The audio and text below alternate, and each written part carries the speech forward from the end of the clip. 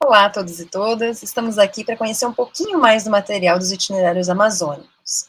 Nesse vídeo, a gente vai conhecer sobre a temática Identidades e Culturas da Amazônia. Mais especificamente, os subtemas Juventudes Amazônicas, Populações e diferentes modos de vida na Amazônia. Para isso, a gente convidou o professor Giovanni José da Silva, que é especialista temático dos itinerários amazônicos. Olá, professor. Olá, uma vez mais, é uma satisfação trabalhar com o Instituto Jungo e pensar nas diversidades dos territórios presentes na Amazônia Legal, além, é claro, das juventudes amazônicas, as populações e diferentes modos de vida nessa região que é tão especial para o nosso país e para outros países sul-americanos. Com certeza, professor. Então, explica para a gente um pouquinho qual a importância de se discutir essa temática, né, de juventudes amazônicas, populações e diferentes modos de vida na Amazônia. Bom, em primeiro lugar, pensemos que a nossa população ela está envelhecendo, a população brasileira ela está envelhecendo de modo geral, mas ainda assim nós temos uma juventude muito expressiva em termos numéricos e nós precisamos olhar com atenção para essa fase da vida. É a fase das escolhas, é a fase de se determinar que projetos de futuro nós queremos, não apenas para os indivíduos, mas sobretudo para os coletivos. E aí entram as populações e seus diferentes modos de vida. No caso da Amazônia, nós temos a maior população indígena desse país concentrada nessa área que nós chamamos de Amazônia Legal, que abarca, além dos estados da região norte, também os estados do Maranhão, parte dele, né, e também do Mato Grosso. Então, para nós pensarmos que são línguas diferentes, são muitas línguas diferentes da língua portuguesa, nós temos ainda uma língua que sobreviveu do período colonial, o Nheengatu, que é falado por diferentes populações, por ribeirinhos, por caboclos. Nós temos as línguas de origem africana, que são faladas por aqueles que permaneceram em comunidades quilombolas. Enfim, há uma diversidade cultural, linguística, e isso precisa ser levado em conta e, sobretudo, ser levado para as nossas escolas. Quanto à questão que você me pergunta, além das populações, os diferentes modos de vida são respostas que cada grupo, que cada coletivo dá para as perguntas mais básicas, né?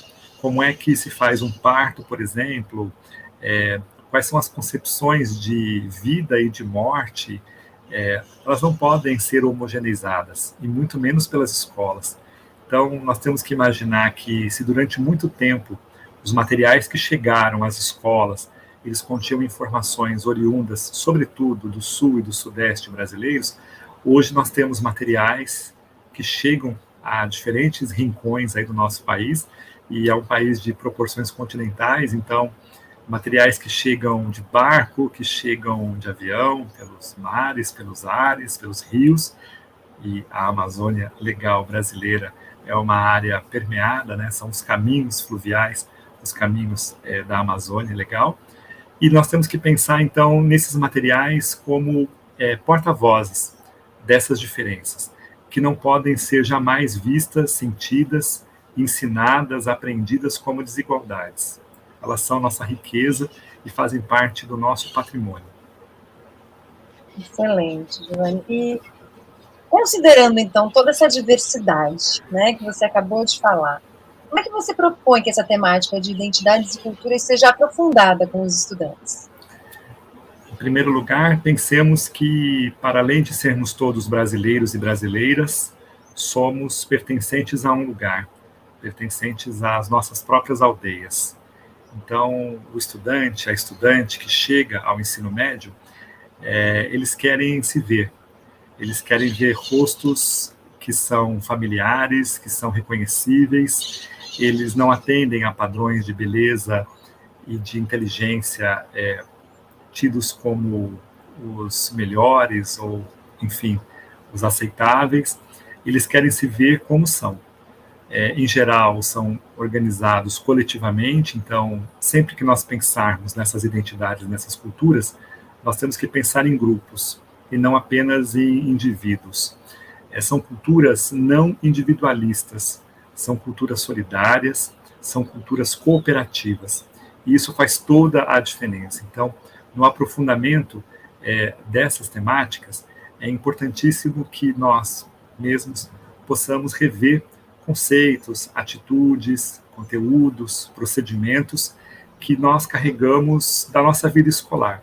Nós todos passamos por escolas e sabemos que, muitas vezes, as imagens, os estereótipos que nos foram transmitidos, eles construíram também para nós uma ideia do que é ser brasileiro, do que é ser amazônico ou amazônida, e nós precisamos urgentemente rever tudo isso por meio de propostas que, de fato, consigam chegar a esses alunos e alunas.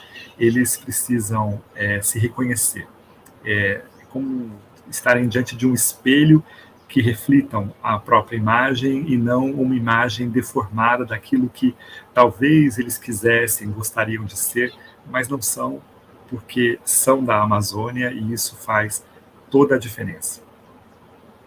Com certeza.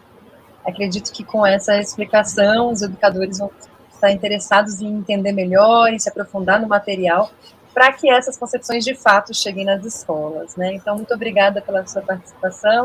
Ficamos por aqui. Eu que agradeço.